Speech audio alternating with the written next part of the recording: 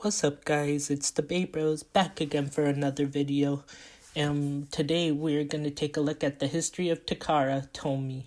Now this is a two-part video. In this video we'll be covering the Takara side of this Takara Tomy story.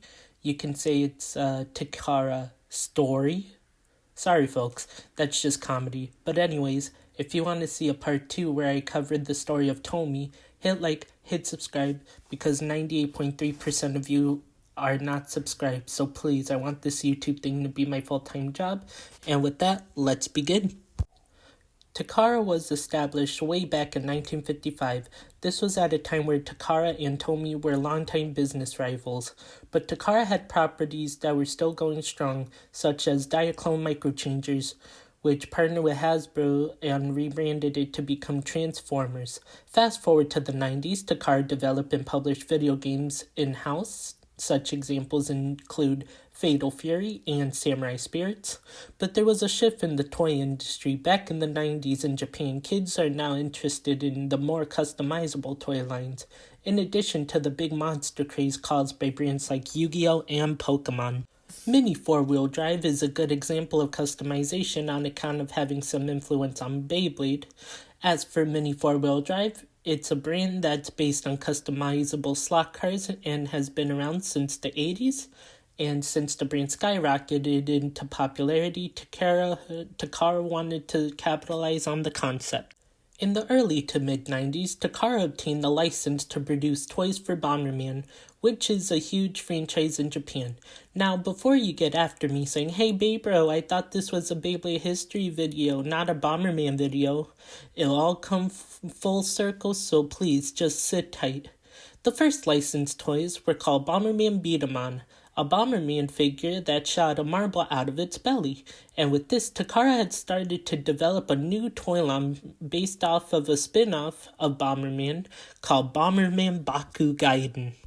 In 1997, Bomberman Baku Gaiden was released, and it was released in a magazine called Koro Koro in 1997, later adopted the iconic art style for Bomberman from a man named Shoji Mizuno. For those who don't know who this man is, he had previously worked on Acadia of My Youth, aka Space Pirate Captain Harlock. He also is credited in making the iconic design of Bomberman that was used for Baku Gaiden. Although Baku Gaiden indeed was a popular series, it had some customization in the toy line. It didn't hit the mark that Takara was intending it to. And if you think Baku Gaiden was similar to Beat-em-on, you're not that far off. Super Beat-em-on, like Baku Gaiden, was published in Koro Koro and is still has some Bomberman influence in the manga. You would see the characters using the Bomberman Beat-em-on, but transitions into Super Beat-em-on's own identity, with the Bomberman looking more cool, unique, and separate from the Bomberman universe, as well as the manga gaining popularity and running for 15 volumes over the span of 6 years. In addition to the anime, it ran for 18 episodes, ending its run in 1999. Conveniently enough, about the time that Beyblade launched, Takara had toyed around with the battling top before, based on Bomberman. Unfortunately, it wasn't very successful. Although the Bomberman top wasn't successful, it laid the groundwork for what was to come. Takara went back to look at Beigoma, which was a game that was played in Japan. A Takara employee by the name of Osamu Mashimo had the brilliant idea of a customized battling top, trying to incorporate Bomberman, Super Beat-em-on, Baku Gaiden, and what was popular at the time, such as Pokemon and Yu-Gi-Oh! Remember Shoji Mizuno? He was tasked to create some character designs for the new concept. These designs would be Tyson Kai engines. These designs went to Hudson to create a Game Boy game called Next Generation Beigoma Battle Beyblade.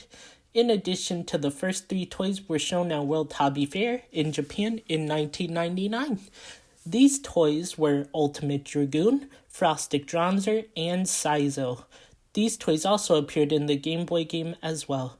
Now, you may think that Takao Aoki created Takao, Jin, and Kai, but it was actually Shoji Mizuno who initially designed the characters. Thank you guys all so much for watching or listening. There's no footage. But thanks for listening to this history lesson. This took so long to do, and I would appreciate it if you hit like and subscribe. And stay tuned for the other part of this video where we talk about Takara's rival, Tomy. This is the Beyblades, and I'll see you next time.